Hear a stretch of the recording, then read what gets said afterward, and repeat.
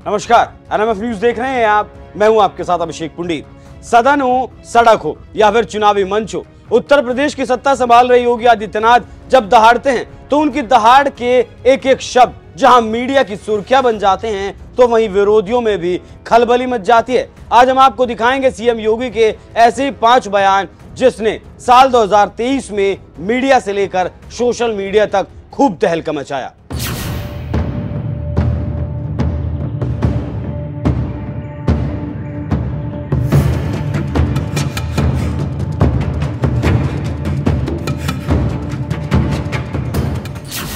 UP का bulldozer गर्मी शांत कर देता है। बुलडोजर एक ऐसा यंत्र है जिसका इस्तेमाल या तो सड़क निर्माण के लिए होता है या फिर अवैध इमारतों को गिराने में। लेकिन यूपी की योगी सरकार ने इस बुलडोजर नाम के यंत्र से एक नया प्रयोग शुरू किया और पूरी दुनिया को बता दिया कि यह बुलडोजर अच्छे माफियाओं की गर्मी शांत करने के भी काम आता है। मैं भी आ रहा था सड़क मार्ग से, सड़कों पे जगह जगह गड्ढे हैं, बहुत सारी जगह तो ये भी नहीं पता लगता कि गड्ढा है या सड़क है, सड़क में गड्ढा है या गड्ढे में सड़क है, ये भी पता नहीं लग रहा था। और भाइयों बहनों, जब एक भ्रष्ट सरकार कार्य करती है तो परिवारवाद तो हावी होना ही होना है। और राजस्थान में तो और केकड़ी विधानसभा क्षेत्र में तो यहां पे टैक्स भी वसूला जाता है, सुना है मैंने। यहां कोई टैक्स लिया जाता है। ऐसे ही माफिया पहले उत्तर प्रदेश में भी हावी थे 2017 के पहले। और भाइयों बहनों, उत्तर प्रदेश में माफिया के लिए ही हम बुलडोजर लेके आए थे। आज देखते होंगे ना उत्तर प्रदेश का बुलडोजर जब चलता है, अच्छे माफियाओं की गर्मी शांत कर देता है। और गर्मी ही नहीं शांत करता है, जितना जनता को लूट करके रखा हुआ उस पैसे को सरकारी खजाने में रख करके फिर गरीबों के लिए आवास बनाने का काम हम लोग करते हैं उस पैसे का। सीएम योगी ने यह बयान राजस्थान में हुए विधानसभा चुनाव के दौरान दिया था। उन्होंने यूपी में माफियाओं के खिलाफ चल रहे बुलडोजर की कहानी राजस्थान वालों को सुनाई और राजस्थान वालों ने भी योगी की बात पर यकीन करते हुए कांग्रेस को सत्ता से खदेड़कर बीजेपी को सूबे की कमान सौंप दी। ज्ञानवापी पर योगी के बेबाक बोल। अयोध्या विवाद का हल तो कोर्ट के जरिए निकल गया, लेकिन महादेव की नगरी काशी में ज्ञानवापी की लड़ाई अभी भी बाकी है, जिसके लिए कोर्ट कचहरी तक लड़ाई लड़ी जा रही है। साल 2023 में कोर्ट के आदेश के बाद ज्ञानवापी का जो सर्वे हुआ था उसमें हिंदू धर्म के कुछ निशान भी मिले थे, जिसके बाद सीएम योगी ने एक बयान दिया था जिसने खूब सुर्खियां भी बटोरी थी, क्योंकि जिस ज्ञानवापी विवाद पर बाकी नेता बोलने से भी बचते हैं, उस ज्ञानवापी मामले में सीएम योगी ने डंके की चोट पर कह दिया था कि ज्ञानवापी को मस्जिद कहेंगे तो विवाद होगा। भगवान ने जिसको नजर दी है वो देखे। त्रिशूल मस्जिद के अंदर क्या कर रहा है, हमने तो नहीं रखे हैं। पूरी दीवारें चिल्ला चिल्ला कर कह रही हैं कि काशी विश्वनाथ मंदिर इस प्रॉब्लम का कोई सोल्यूशन है। अगर हम उसको मस्जिद कहेंगे तो फिर विवाद होगा। मुझे लगता है कि भगवान ने जिसको दृष्टि दी है वो देखे ना, त्रिशूल मस्जिद के अंदर क्या कर रहा है, हमने तो नहीं रखे ना। ज्योतिर्लिंग हैं, देव प्रतिमाएं हैं, पूरी दीवारें चिल्ला चिल्ला के क्या कह रही हैं। और मुझे लगता है कि ये प्रस्ताव मुस्लिम समाज की तरफ से आना चाहिए कि साहब ऐतिहासिक गलती हुई है और उस गलती के लिए हम चाहते हैं समाधान। अयोध्या तो झांकी है, काशी मथुरा बाकी है। देश की राजनीति में ये धार्मिक नारा खूब चर्चाओं में रहा है, जिसके जरिए ये संदेश दिया जाता रहा है कि अयोध्या विवाद तो निपट गया, काशी और मथुरा की लड़ाई अभी बाकी है। और जितनी तेजी से मथुरा और ज्ञानवापी विवाद की सुनवाई चल रही है, उसे देखकर तो लग रहा है कि मथुरा काशी विवाद का फैसला भी मोदी योगी सरकार में ही हो सकता है। माफियाओं को मिट्टी में मिला देंगे। अतीक अहमद ये एक ऐसा नाम है जिसकी गिनती कभी कुख्यात माफियाओं में हुआ करती थी। एक माफिया होने के बावजूद अतीक अहमद की राजनीति में भी अच्छी खासी पकड़ थी। समाजवादी पार्टी तो उसे टिकट देकर सांसद और विधायक बनाती रही, लेकिन सत्ता में योगी सरकार आई तो अतीक की सारी माफियागिरी निकल गई और उसका ज्यादातर वक्त जेल में ही बीतने लगा। इसी दौरान फरवरी 2023 में एक नेता की हत्या हो गई, जिसके बाद विधानसभा में दहाड़ते हुए सीएम योगी ने अखिलेश की सपा को रिमांड पर लेते हुए कहा था, माफियाओं को मिट्टी में मिला देंगे। जिस माफिया ने कल यह कृत्य किया है वह माफिया उत्तर प्रदेश के बाहर है और वह माफिया समाजवादी पार्टी के सहयोग से ही बार बार एमएलए और एमपी बना है।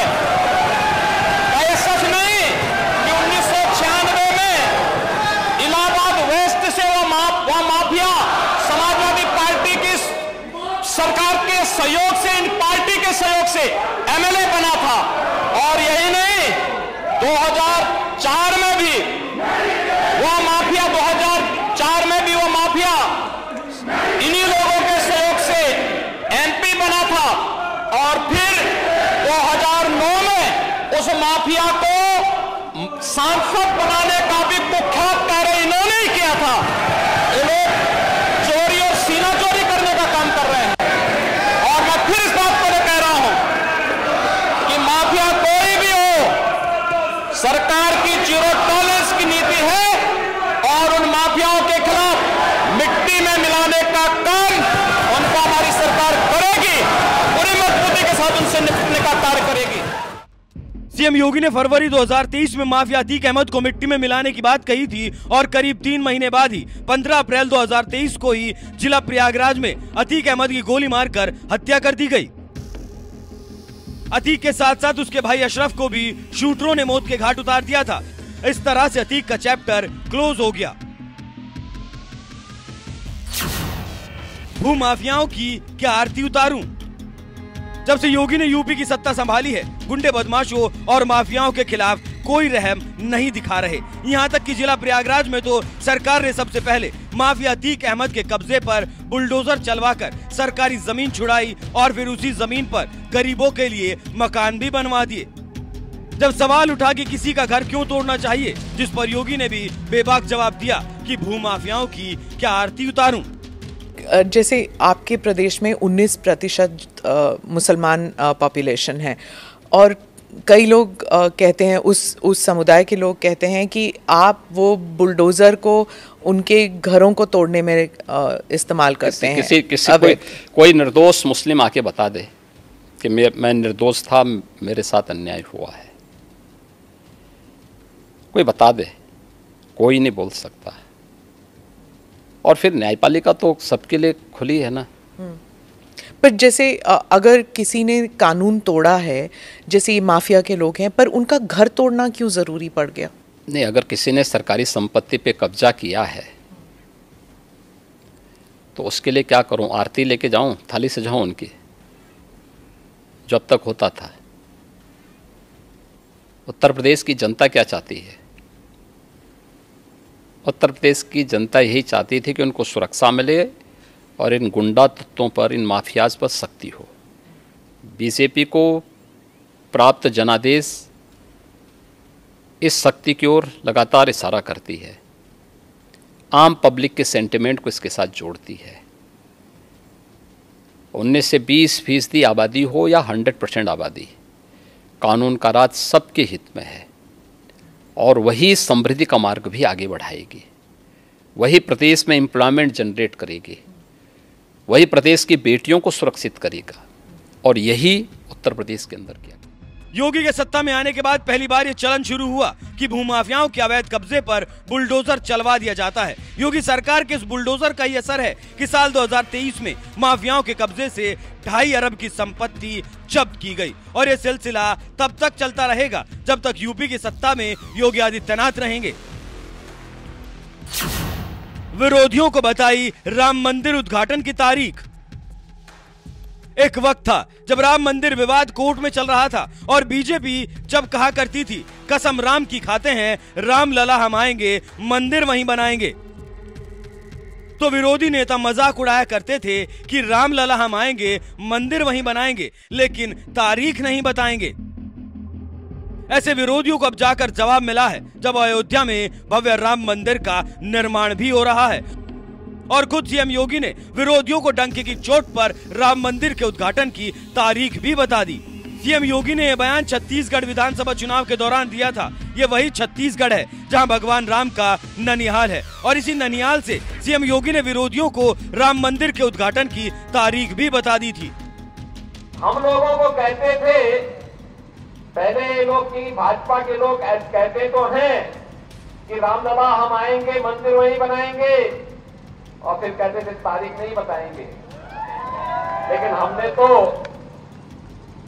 सत्ता में आए, केंद्र में मोदी जी आए, उत्तर प्रदेश में भाजपा की सरकार आई, हम लोगों ने जो कहा सो करके दिखा दिया। मंदिर भी बना रहे हैं और अब तारीख भी बता रहे हैं कि 22 जनवरी को रामलला अपने मंदिर में विराजमान हो जाएंगे।